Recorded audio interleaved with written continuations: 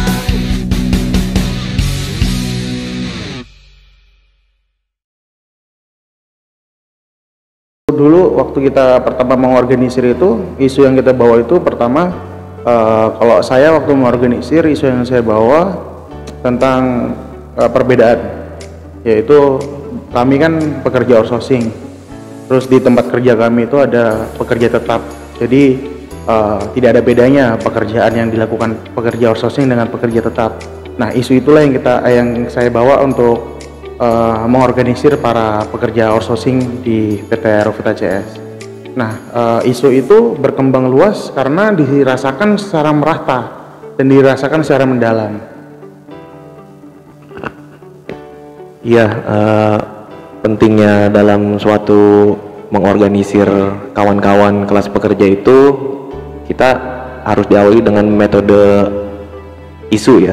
Jadi isu yang harus dikembangkan itu pertama seperti kita membuat mapping, itu harus jelas.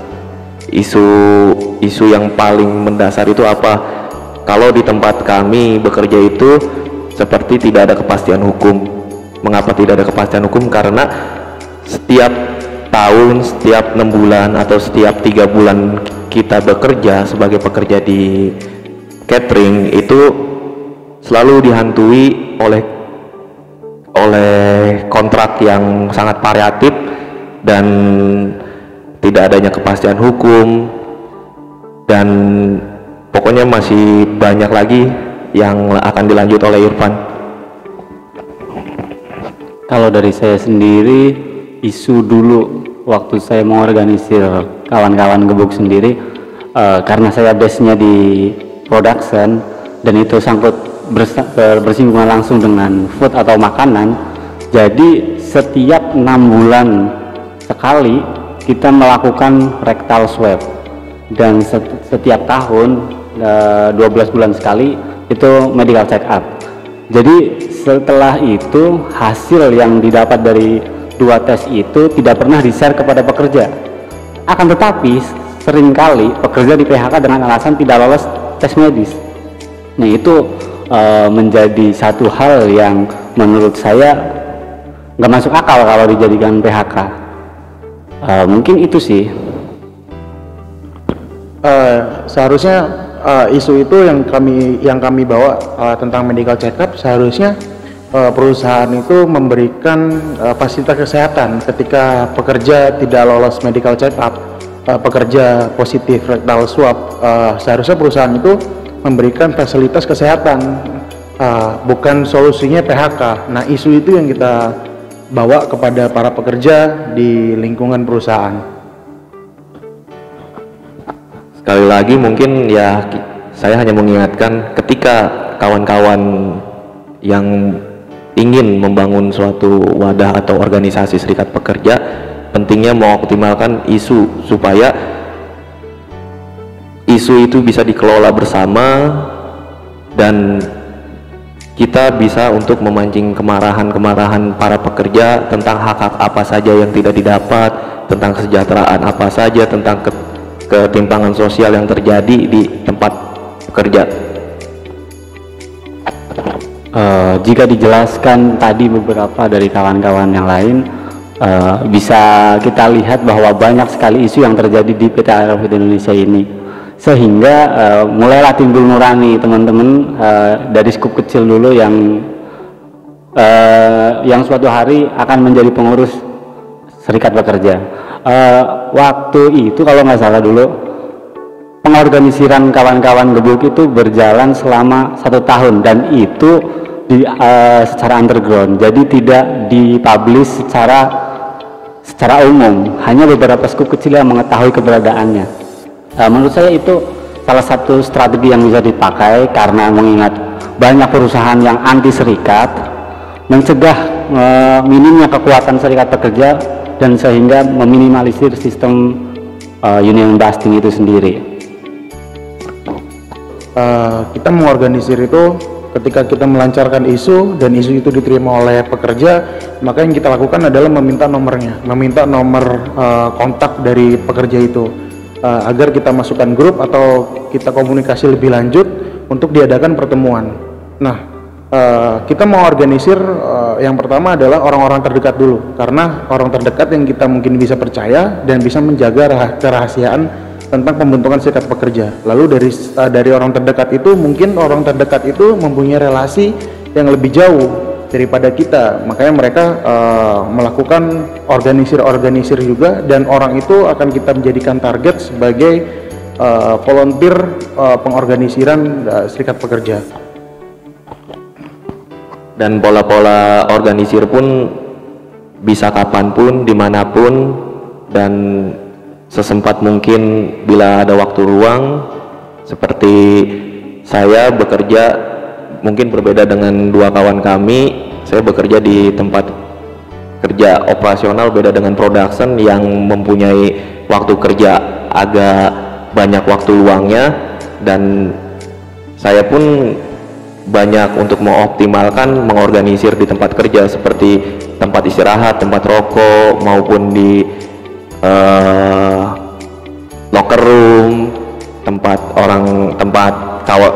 teman-teman pekerja masuk atau pada saat pulang, dan itu pun efektif untuk bisa dilakukan pada saat mengorganisir.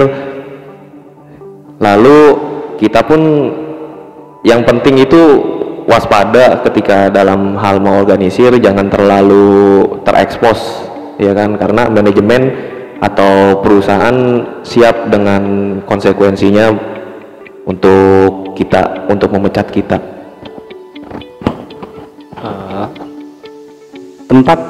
Tempat yang ideal untuk mengorganisir sebenarnya sih seperti yang Bang Rocky bilang, bisa di mana saja ya, senyamannya kita untuk membahas atau ngobrol suatu hal di depan. Kalau menurut saya sih yang paling enak untuk melakukan organisir adalah di tempat yang memang dipakai untuk akses kawan-kawan itu sendiri sih, kayak misal TOD itu kayak tempat kawan-kawan turun ataupun naik bus sebelum menuju ke ACS itu sendiri. Lalu bisa juga di taman. beberapa kali Gebuk juga mengorganisir di taman-taman, lalu di warung kopi, di ruko depan pergudangan, itu juga kadang sering kita lakukan. Itu sebenarnya meminimalisir agar sebisa mungkin kita jangan dulu terekspos sebelum berkembang, itu sih. Mengorganisir itu bukan hanya mengajak tapi merubah, karena melogikakan sebagai berikut ini, seperti kita main bola mempunyai kesebelasan, kita hanya punya 10 pemain kurang satu untuk membentuk kesebelasan. Nah, satu orang itu sebisa mungkin untuk kita organisir sebagai kesebelasan yang sangat kuat.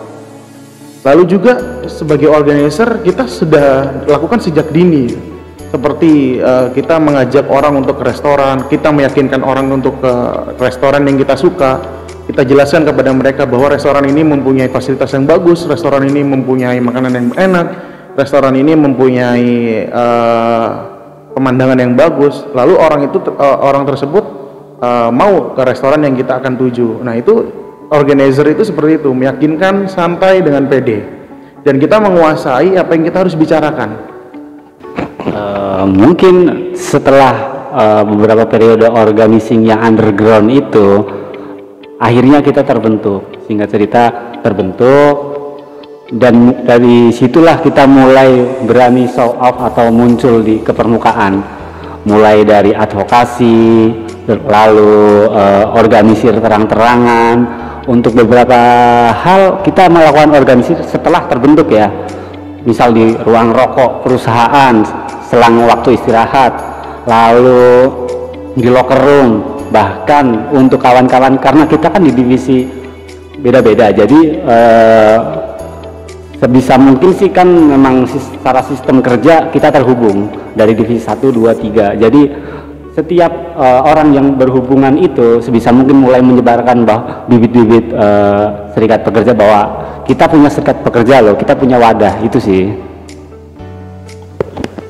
Sebelum terbentuk itu kita melakukan komunikasi lebih intens. Kita Gebuk itu 1 minggu, 2 minggu, 1 bulan itu kita pasti mengadakan pertemuan. Dalam 1 bulan itu kita bisa mengadakan pertemuan itu sampai 3 kali. Dan itu membahas dengan intens perkembangan apa, organisir apa yang kita sudah lakukan, kesulitan apa yang kita sudah lakukan, kesulitan apa yang menimpa kita pada saat organisir. Lalu itu tadi yang kita organisir adalah, pertama kita organisir, mereka nyambung, baru kita minta kontak untuk komunikasi lebih intens. Lalu kita juga membuat grup ya, kita membuat grup WhatsApp. Setiap kita organisir, mereka itu kita masukkan ke grup. Kesulitannya ya itu kadang-kadang juga ada mata-mata, tapi kita biarkanlah mata-mata itu dengan sendirinya akan hilang. Yang harus kawan-kawan ketahui adalah untuk sering mungkin membaca, karena membaca adalah melawan. Jadi didiklah penguasa dengan perlawanan, didiklah rakyat dengan cara berorganisasi. Buruh bersatu tidak bisa dikalahkan lawan penindasan.